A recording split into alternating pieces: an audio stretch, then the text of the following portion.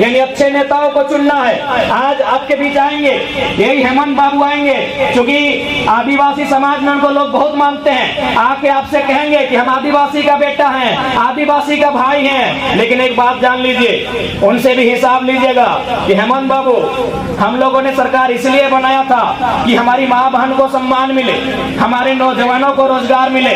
1000 रुपए मैया सम्मान योजना के लिए हमने सरकार नहीं बनाया था। आज हेमंत सोरेन जी की पत्नी क्या है आपको मालूम है? गांडे की विधायक है। उनको विधायक बनने में कितना खर्चा हुआ मालूम है? 10 करोड़। एक विधायक बनने में, केवल कल्पना मैडम जी का विधायक बनने में खर्चा हुआ 10 करोड़। बताइए, अगर वो 10 करोड़ अगर वो गरीब गुरबों के लिए इन्वेस्ट करते, छोटे छोटे लघु उद्योग, छोटे छोटे कुटीर उद्योग या छोटी छोटी योजनाओं में अगर वो पैसा लगाते, तो बताइए 10 करोड़ में कम से कम 1000 गो आदिवासी का घर चलता कि नहीं चलता?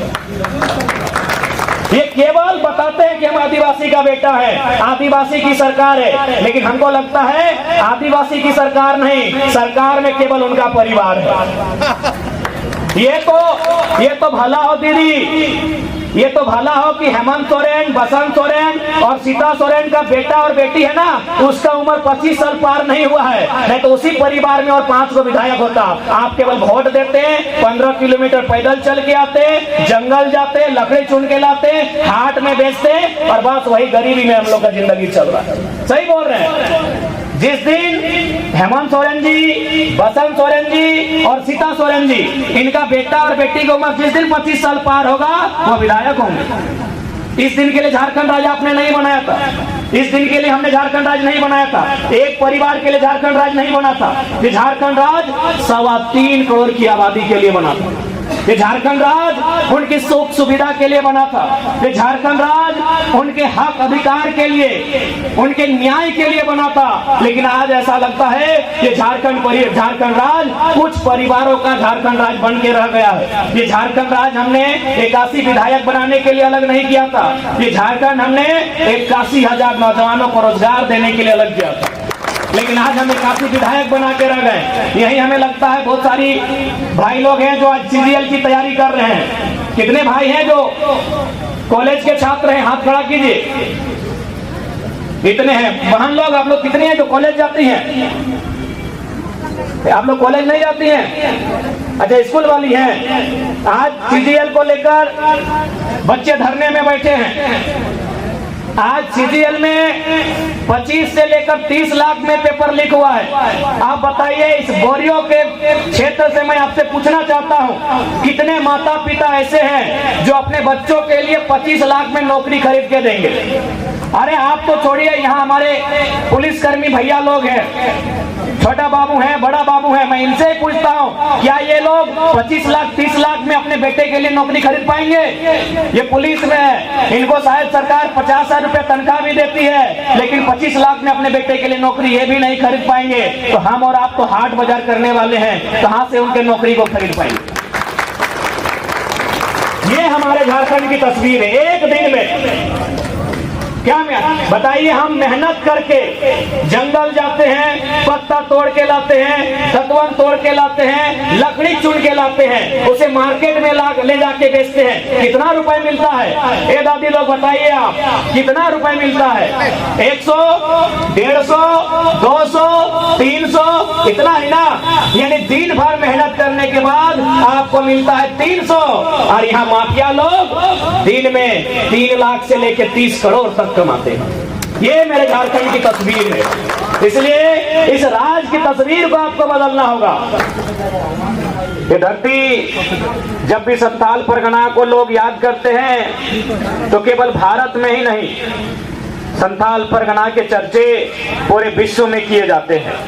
ये वही संथाल परगना की धरती थी जहां 1855 में सिद्धू कान्हू, चांद भैरव, फूलो झानो के नेतृत्व में अंग्रेजों के खिलाफ विद्रोह किया गया था। यही बगल में भागलपुर का क्षेत्र है जहां तिलका मांझी को बरगद के पेड़ पर फांसी पे टांगा गया था।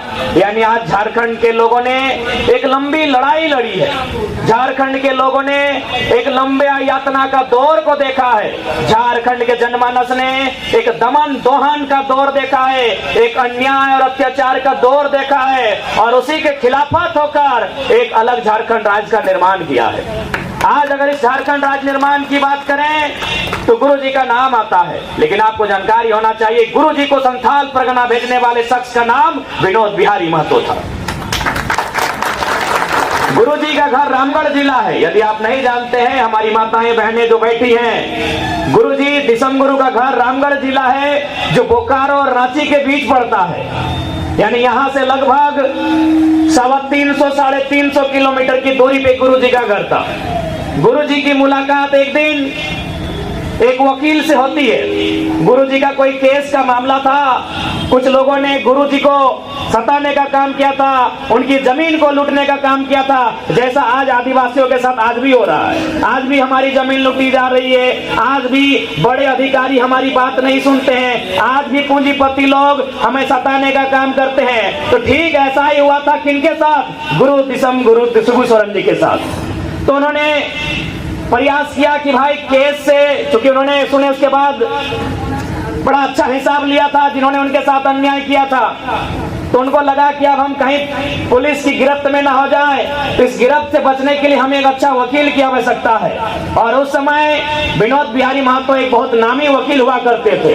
तो विनोद बिहारी ने गुरु जी को एक ही संदेश भिजवाया था कि देखिए शिबू जी, यदि आप किसी तरह बलियापुर आ गए, विनोद बाबू का घर है बलियापुर, उनका घर है गोला, यानी गोला से बलियापुर की दूरी भी लगभग 100 किलोमीटर से ज्यादा है। तो गुरु जी को एक संदेश दिया कि आप किसी तरह जंगल के रास्ते अगर बलियापुर आ जाते हैं तो आपको बचाने का जिम्मा हमारा होगा।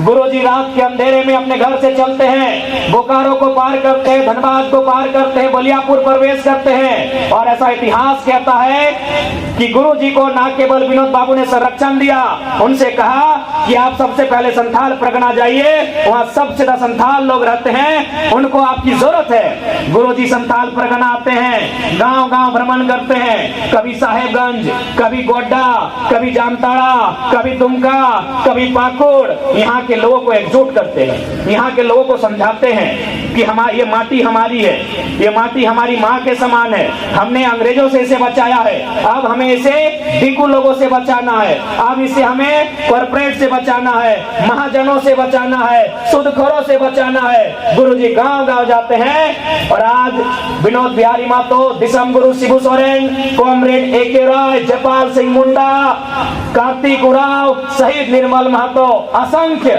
बलिदान के बाद, असंख्य संघर्ष के बाद हमें एक झारखंड राज्य मिलता है।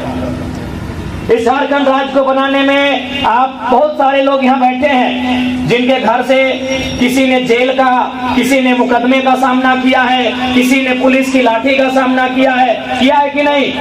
ये झारखंड राज्य ऐसे नहीं बना है। लेकिन आज जब हम यहाँ पर आए, सबसे पहले मेरी नजर गई दादी लोग की, जो दादी लोग आगे बैठी हैं। हाँ दादी, आपके ऊपर मेरी सबसे नजर, मैंने आपको देखा कि आज भी इस उम्र में भी आप हाट बाजार आए हैं। क्या लेके आए हैं दादी?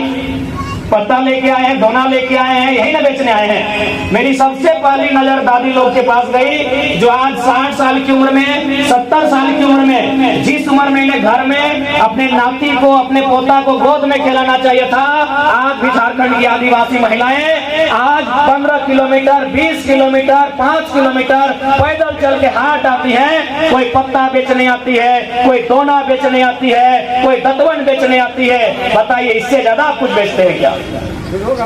क्या हमने इसी दिन के लिए झारखंड राज्य लिया था? बताइए आप ही बताइए कि हमने इसी दिन के लिए झारखंड राज्य लिया था? आज भी झारखंड की एक आदिवासी महिला 70 साल 80 साल की उम्र में दतवन बेचने का काम कर रही है, आज भी दोना बेचने का काम कर रही है। और चलिए हमारा धनबाद बोकारो, बड़े बड़े बिजनेसमैन, बड़े बड़े उद्योगपति, बड़े बड़े माफिया एक दिन में अरबों का कोयला बेच रहे हैं। ये हमारी झारखंड की तस्वीर है।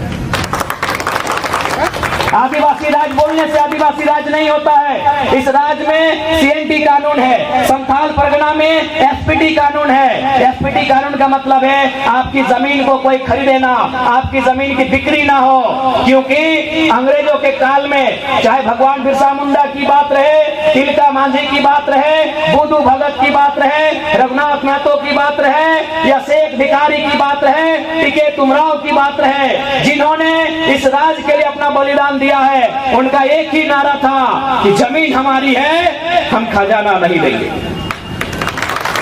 ये जमीन हमारी है, इस जमीन में हम खजाना नहीं देंगे। ये जमीन हमारी है, हम खजाना नहीं देंगे। सिद्धू कान्हो की बात रहे, चांद भैरव की बात रहे, चांद को महतो की बात रहे, या फूलो छानो की बात रहे, एक ही नारा गूंजा था कि हमारी जमीन है, इस जमीन पे हम खजाना नहीं देंगे। यानी हमारे लिए सबसे इंपॉर्टेंट क्या है? जमीन है। जमीन से बड़ा कुछ नहीं। आज हमारे बाद इस जमीन पर हमारी आने वाली पीढ़ी खाएगी, उनके चले जाने के बाद उनकी आने वाली पीढ़ी खाएगी कि नहीं? देखिए माताएं बहनें, हमारे अभिभावक, संपत्ति दो प्रकार की होती है, और यहाँ जितने लोग आए हैं, चाहे मीडिया के कर्मी हो, चाहे मंच में हमारे नेतागण हो, चाहे बगल में हमारे पुलिस वाले भैया लोग हैं, चाहे आप जो नीचे बैठे हैं हाट बाजार करने वाले, सबकी इच्छा होती है संपत्ति अर्जित करने की, कि मेरा कुछ संपत्ति बने। संपत्ति दो प्रकार की होती है। चल संपत्ति, चल संपत्ति का मतलब ये मोबाइल, ये छाता आपका चल संपत्ति है। ये जो आपने नाक में पहना है, गले में पहना है, ये चल संपत्ति है। आपके जेब में जो बटुआ है वो चल संपत्ति है। आप जिस गाड़ी में भी महंगी महंगी गाड़ियां, ये चल संपत्ति है, इसका ठिकाना नहीं है। आज अगर बोरियों में है तो कल दुमका में मिलेगा।